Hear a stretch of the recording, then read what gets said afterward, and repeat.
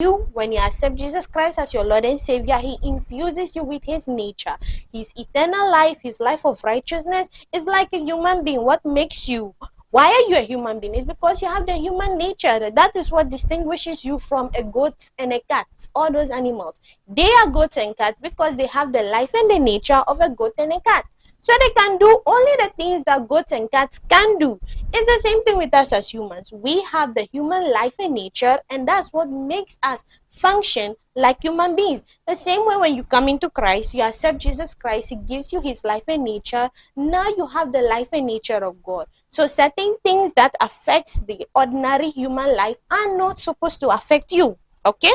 So one of the things that God gave us when He sent His Son to die was victory and dominion over death.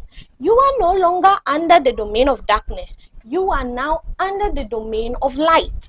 So we need to keep that in our consciousness. It is very important. Okay, so let's continue.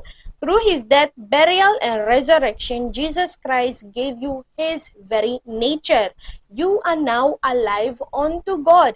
You are not just forgiven. You are recreated, made the righteousness of God in Christ Jesus. Any man who is born in Christ, he is a new creature. All things have passed away. Behold, all things have become new. There are some people that have this school of thought that Jesus Christ came, He died and everything to restore us back to the, how do I put it in very simple English? The way Adam was first created and was given dominion over, the created things, the plants, the animals. Some people hold that school of thought that when the devil came on the scene, caused Adam to sin, he lost that nature. And Jesus Christ came to give us back that nature.